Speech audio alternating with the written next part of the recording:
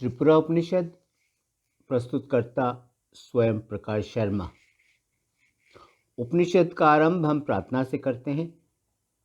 हे परम ब्रह्म परमेश्वर, मेरी वाणी सदा मेरे मन में अच्छी तरह स्थापित हो, मेरा मन मेरी वाणी में अच्छी तरह स्थापित हो।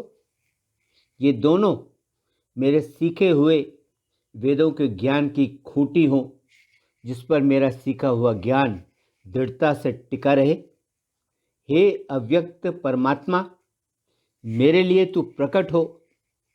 मेरा सीखा हुआ ज्ञान मुझे छोड़कर कभी न जाए। वेदों पे निपुण होकर मैं दिन रात एक कर दूं। मैं सदा सही और सत्य ही बोलूं। वह सही और सत्य सदा मेरी रक्षा करे। वह सही और सत्य सदा मेरे आचार्य की रक्षा करे। रक्षा करे मेरी और रक्षा करे मेरे आचार्य की, मेरे आचार्य की। ओम शांति शांति शांति ओम। त्रिपुरा उपनिषद ऋग्वेद से संबंध रखता है। मुक्तिका उपनिषद में दी गई 108 उपनिषदों की सूची में यह उपनिषद क्रम संख्या 82 पर आता है। उपनिषद में चित्त शक्ति का स्वरूप व्यक्त किया गया है, साथ साथ आदि मूल विद्या का स्वरूप, आदि विद्या का फल तथा साधकों द्वारा ब्रह्म को प्राप्त करने का वर्णन किया गया है। उपनिषद में बहुत सारे प्रतीकात्मक शब्दों का प्रयोग किया गया है, जिसके कारण इसे समझने में कुछ कठिनाई आती है। उपनिषद में ब्रह्म साक्षात्कार का उपाय बीज मंत्रों की साधना द्वारा बताया गया है। इस अपलोड को तैयार करने के लिए 2 मसौदों का प्रयोग किया गया है। एक तो उपनिषद का जो अंग्रेजी अनुवाद है, जिसे डॉक्टर A.G.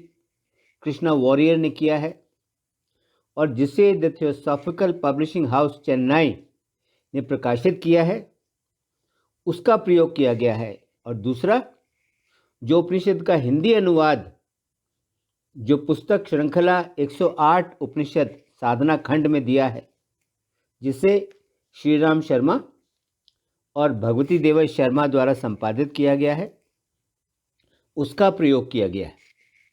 उपनिषद सबके लिए 3 शहर हैं और 3 मार्ग बताए गए हैं। और वे 3 शहर हैं, 3 शरीर, जो है भौतिक शरीर, सूक्ष्म शरीर और कर्णीय शरीर। और वे 3 मार्ग हैं, ज्ञान का मार्ग, निष्काम कर्म का मार्ग तथा उपासना का मार्ग। देवी का जो मंच है, देवी का जो श्री चक्र है, उस मंच पर, उस श्री चक्र में तो वर्णमाला के सभी अक्षर मौजूद है। इन्हीं अक्षरों में निवास करता है वह एक ही ईश्वर, जो कभी भी वृद्ध न होने वाला है, जो प्राचीन है और जिसका ऐश्वर्य सभी देवों का ऐश्वर्य से भी कहीं अधिक बढ़कर है। 9 केंद्र हैं, 9 देवता हैं, 9 नक्षत्रों के 9 लोकपाल संरक्षक हैं। उपचार करने वाले सौम्य देव भी 9 हैं और 9 ही मुद्राएं हैं। ये सब के सब उसी देवी की कृपा से ही चमक कर दिखाई देते हैं, जिस देवी के स्रोत भी 9 ही हैं। वही एकमात्र ईश्वर थी, वही सबसे प्रथम और श्रेष्ठ थी। वही 9 थी, वही 19 थी, वही 29 थी, वही 40 थी और वही सब कुछ थी।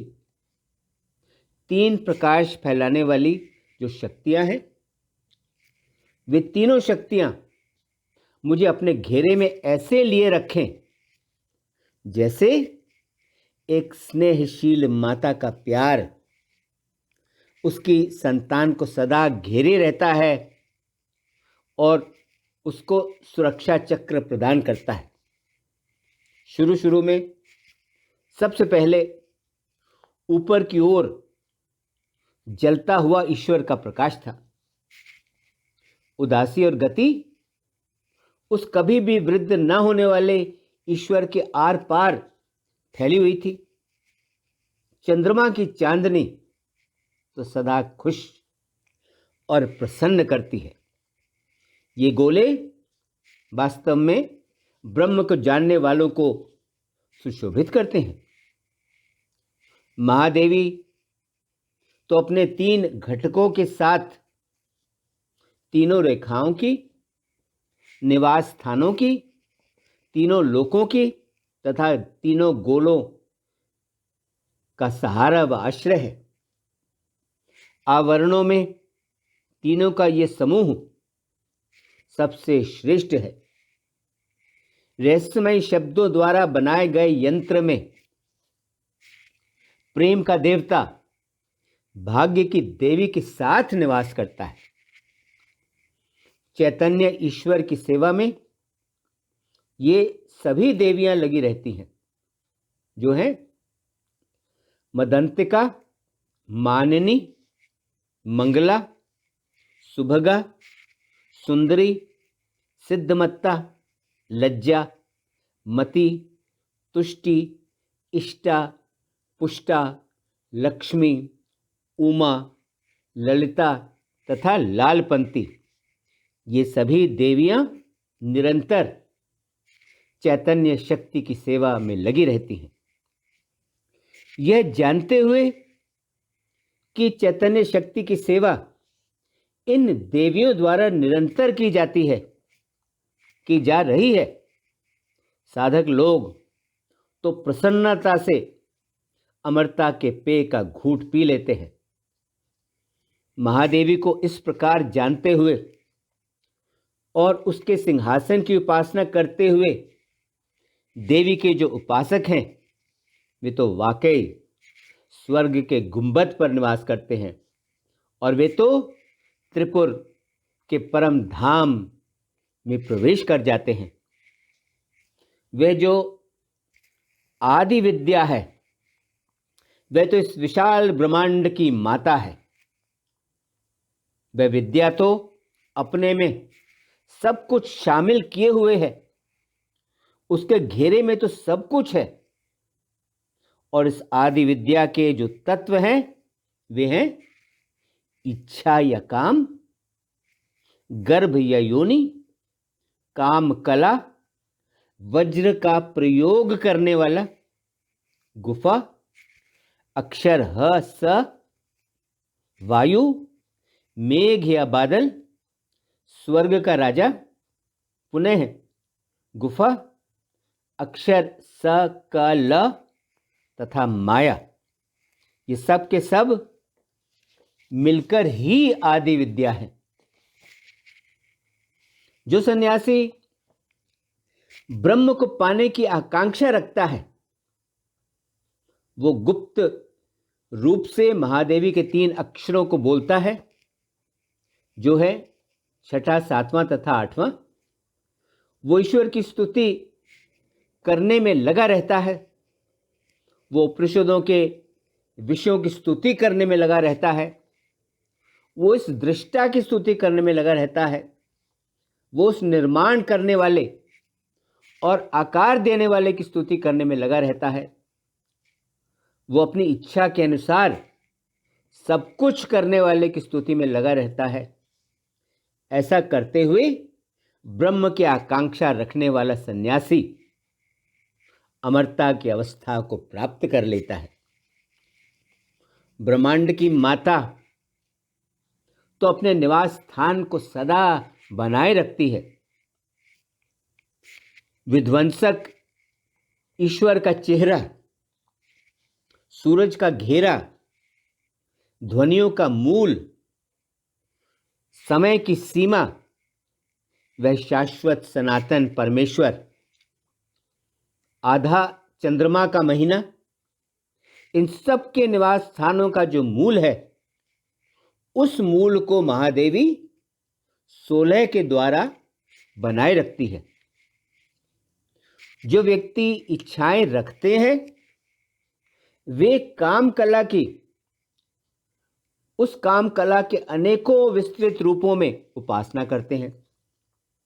वे उसकी उपासना 3 गुफाओं वाले निवास स्थान में तथा गोल स्तनों और गोलों में स्थापित चेहरों के प्रतीकों के रूप में विराजमान हुए करते हैं। और ऐसी उपासना करते हुए वे सभी अपनी मनचाही इच्छाएं प्राप्त कर लेते हैं।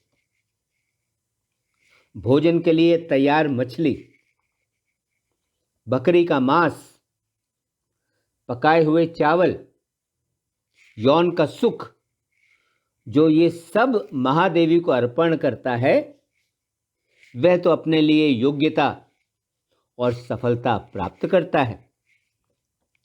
गुलाब के फूल जैसी आदि शक्ति, जगत को वापस लेने वाली जगत माता गौरी निष्पक्ष सरस्वती और लक्ष्मी के साथ उन सभी लोगों को जो या तो पकड़ने में लगे रहते हैं या जो आसक्ति के मार्ग पर चल रहे हैं, वह उन सभी लोगों को जगत माता पाश में बांध देती है और तेजी से उन्हें धनुष के 5 बाणों से मार देती है। जो शुभ शक्तियों का स्वामी है, वह तो चेतना की शक्ति, और जो इच्छा का स्वामी है वह तो इन दोनों के समान है। वह तो ऊर्जा में इन दोनों के समान है और वह तो कौशल में इन दोनों के बराबर है। जो भाग्यशाली लोग होते हैं वो तो उन सब लोगों पर यहाँ पृथ्वी पर ही उपहार प्रदान करते हैं। इन दोनों में से जो कभी भी वृद्ध न होने वाली शक्ति है, जो शक्ति जगत की गर्भ या योनि है, वह शक्ति ज्ञान की दी हुई आहुति से खुश हो जाती है और ज्ञान की दी हुई आहुति से खुश होकर वह आकांक्षी व्यक्ति के ऊपर जो दोहरा आवरण है, वह उस दोहरे आवरण को हटा देती है। इन आवरणों के हट जाने से आकांक्षी का मन माया के क्षेत्र से हट जाता है और जब आकांक्षी का मन माया के क्षेत्र से हट जाता है तब वह आकांक्षी तो स्वयं सृष्टिकर्ता बन जाता है, वह स्वयं संरक्षक बन जाता है, वह स्वयं जगत को वापस लेने वाला बन जाता है। वह तो वास्तव में उस अलौकिक भगवान के साथ एक हो जाता है। यह त्रिपुरा का महान उपनिषद है।